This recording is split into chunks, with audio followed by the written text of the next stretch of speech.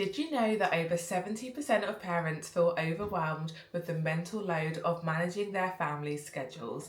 From extracurricular clubs, school trips, working late, managing both parents' schedules, it can be seriously stressful and really easy to forget things. It is no wonder that so many of us feel like we are just about holding on. Hi, I'm Alicia and I am a mum to 4 and I'm also a primary school teacher.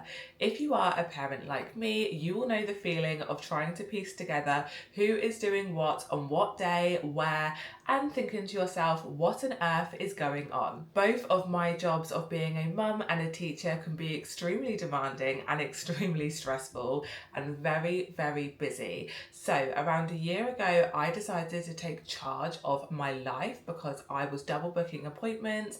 On one single day, we would find we had 6 or 7 events to go to, and I decided enough was enough. I took charge of our family's organisation and pretty much decided to be that Pinterest mum that I've always inspired to be. Today I'm sharing with you how to create the ultimate family calendar for 2025. In today's video, I'm going to share with you our collaborative digital family calendar so that me and my husband can both add to it and view our calendars on our phones, laptops, iPads, whatever you use. I'll also show you my personal mum calendar, how I keep calendars in the house, and how I use my digital iPad calendar. At the end of the video, I'm going to be sharing with you my top tips for using your family collaborative calendar effectively to make sure that everything is booked in and you never miss a thing. So stick around for the end because I have some of my top tips coming. Okay, and on that note, let's dive in and get organised. Step number 1 is to set up an iOS calendar with your significant other. So I'm going to show you on the screen here how to do it. So I'm going to skedoodle over. Okay, first you need to open up the Calendars app on your phone, scroll down to the bottom and click Calendars.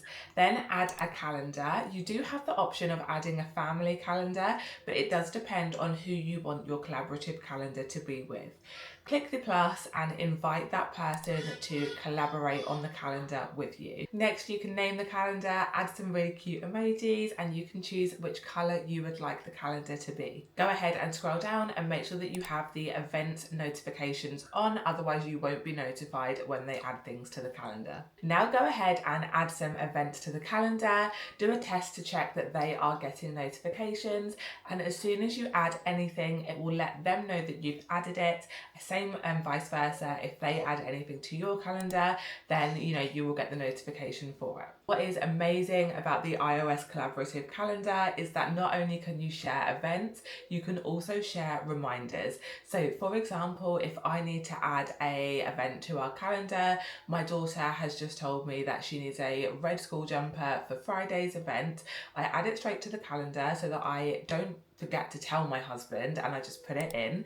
He gets a notification, and then you can also add a reminder at the bottom to buy the jumper from M&S, say at 6 o'clock, and he can tick it if he has done it and I can check it off if I have done it, and therefore we are not getting confused over who has done what. Something else that I love to do is to add in all-day events. Therefore, if my husband is, say, working and I receive a notification of a school event, I don't need to worry about remembering to tell him, because let's face it, most of the time I will actually forget. I can just put it in the calendar, it will come straight up on his phone too, and he can see what is going on that day. Make sure that your iOS calendar is synced across all of your devices. So my calendar works on my phone, on my iPad, on my iMac, on my MacBook, etc, etc. I like to make sure that everything is all collaborated so that when I receive a notification from my husband, it will pop up no matter what kind of technology I am on at the time. You can also take it up a notch by adding things like meal plans to your calendar.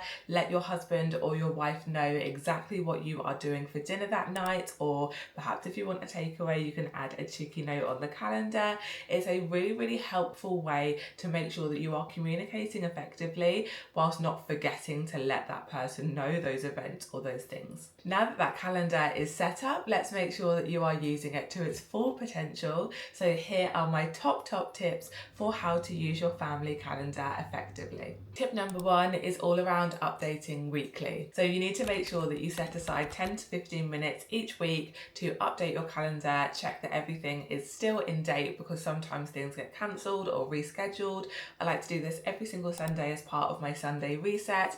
I just go through the following week, make sure that everything's in order, and if anything does need to be added, I go ahead and do that. Tip number 2 is to use alerts wisely, and I really love a calendar alert. I tend to find that I will use a bigger alert for perhaps bigger events. So if we have a doctor's appointment, I will set a reminder 1 hour before that appointment that I need to leave. Whereas for the school pickup, I will just set one for 5 to 10 minutes beforehand. Make sure that you are using them wisely. They are really helpful if you do put them into place. You can also use the calendar to delegate with your family, which is one of my favourite things to do. So for example, I might put into the calendar food shopping, and in brackets it will say Glenn, which is my husband, and he knows that that has been delegated to him on a Friday.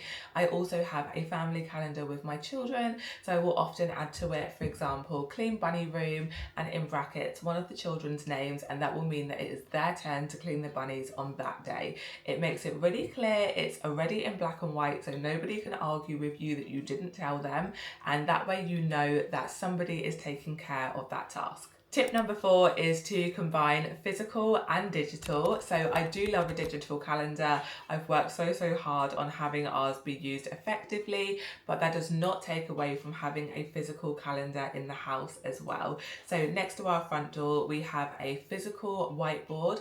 It's actually just a really old whiteboard. I painted the edges of it, and I drew in the calendar with a Sharpie, and then I add events and the month and the days to it every single month. And I find this to be so helpful because it's right next to the front door. So I like to make sure that our digital planner is completely up to date, and then I use a whiteboard pen and go ahead and just scribble on that calendar next to the door. That way, if I'm heading out of the door and I'm not sure what's going on that day, but I don't quite have enough hands to check my phone, it is there in person as well. A top tip is to obviously have a whiteboard so that you can rub it out really quickly. Next, I want to talk about my iPad calendar. It has a part of my soul. It really does. I absolutely adore my iPad calendar.